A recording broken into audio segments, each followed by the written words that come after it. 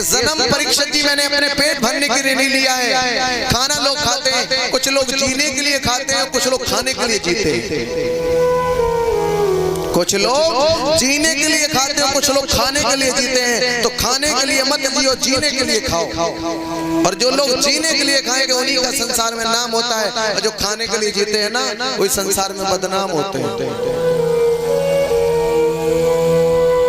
मनुष्य का जन्म मिला है, इस जन्म में अपने और पराये को समझो। कौन इस दुनिया में मेरा है, कौन इस संसार में पराया।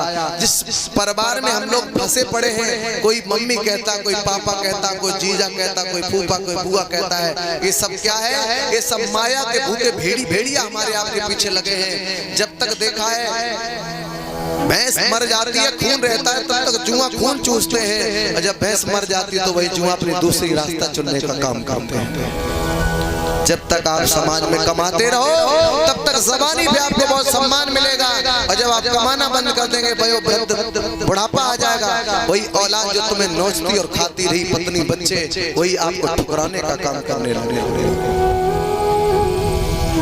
संसार की दौलत तो अंगूठा लगा करके ले लेंगे, पर याद रखना 3-4 चीजें ऐसी हैं जिसमें जीवन में कोई बंटवारा नहीं कर सकता है, वो मुझे लेना चाहिए। एक शिक्षा, दूसरा ज्ञान, तीसरा पाप। परीक्षित महाराज एक शिक्षा, स्कूल में जो 4 भाई एक भाई पढ़ गया और उसे नौकरी लग गई, उसकी नौकरी कोई और भाई ले सकता है?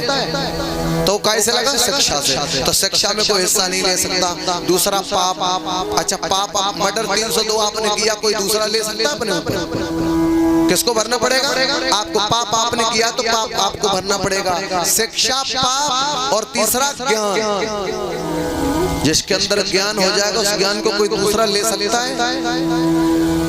नहीं ले सकता है। तो इन 3 चीजों पर जीवन में विशेष ध्यान रखना।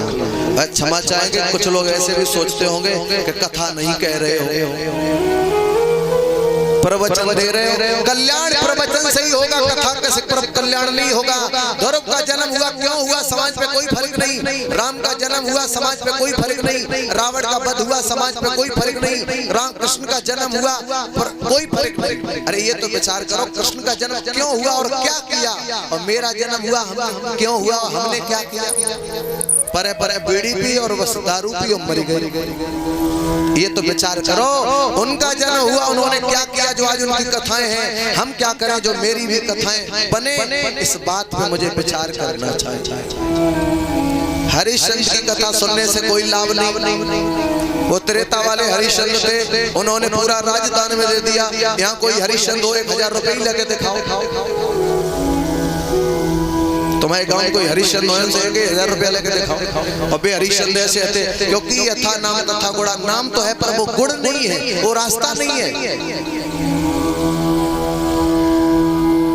मेरे भागवत प्रेमियों, सुखदेव भगवान राजा परीक्षित को ये पावन कथा सुना रहे हैं, तो वो समस्त क्षेत्रवासियों से मेरा यही निवेदन है कि आप सब लोग जो प्रेम की झलक मां के दरबार में आप लोगों ने दिखाई है, श्रद्धा को लेके आप लोग पधारे। यहाँ चंदा का सवाल नहीं है, धन का सवाल नहीं है, यहाँ सवाल मात्र इंसानियत और एकता का सवाल है। जीवन में चाहे भाई का सवाल हो, चाहे बाप बेटे का सवाल हो, चाहे सास और बहू का सवाल हो, चाहे गांव का सवाल हो, चाहे क्षेत्र का सवाल हो, जीवन में एकता को बना करके रहना।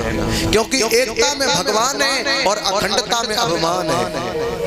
एकता में भगवान है, अखंडता में अभिमान है। जो लोग समाज में जुड़े रहते हैं उनकी वैल्यू रहती है।